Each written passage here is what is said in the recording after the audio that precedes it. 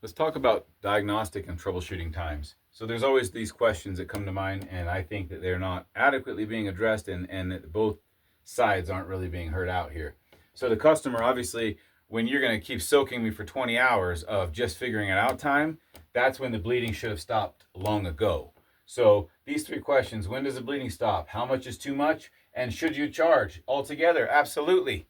We're talking about spaceships on wheels and diagnostic systems that have various components that can cause various symptoms. Those symptoms weren't as difficult to troubleshoot back in the day, and that enabled me really quickly to say it's one of these, it's one of those. Those were the only two parts that could cause that symptom.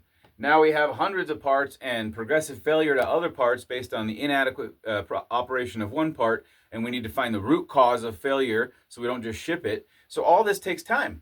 So diagnosing. One thing I will tell you is most of you fail on this is you don't test the truck while it's together. You take it apart hoping to find something.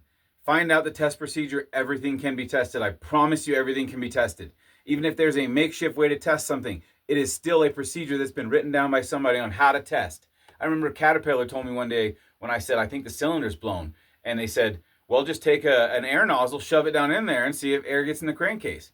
I thought they had an actual procedure with a measured leak down, and that's what the Cat rep told me. But there was some way to test it. And it wasn't just, let's do an in-frame and hope we get it whipped. It might be a crankcase filter. Let's be systematic in the way that we approach this and cover our time by being able to come back to the customer and say, listen, I got an hour to check and advise.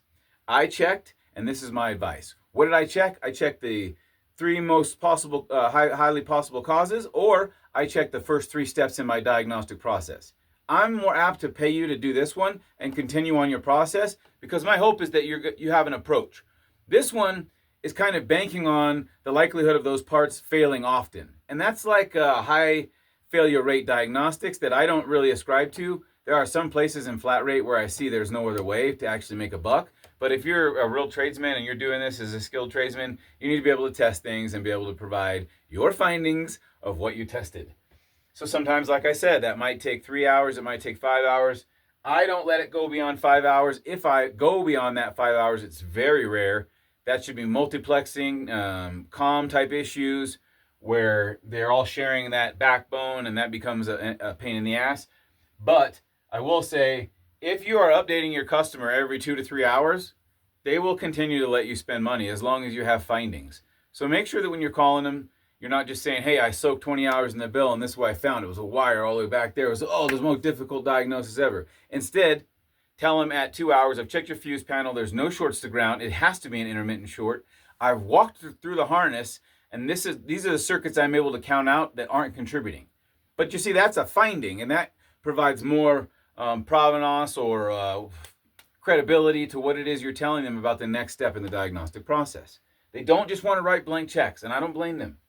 So when does the bleeding stop? Like I said, 10 hours some shops, 20 hours others, but it should always be an update to the customer where you're documenting the name of the person you spoke, the time, and the amount of additional time that was granted by the customer at that time. Don't get hornswoggled at the end of the bill. Don't make it a contentious thing at the end of the bill. Call your customer and tell him his truck's ready to pick up, and the bill is, not waiting until he gets to the counter. These types of things will help you run your own business and help you streamline the diagnostic process. Hope this helps.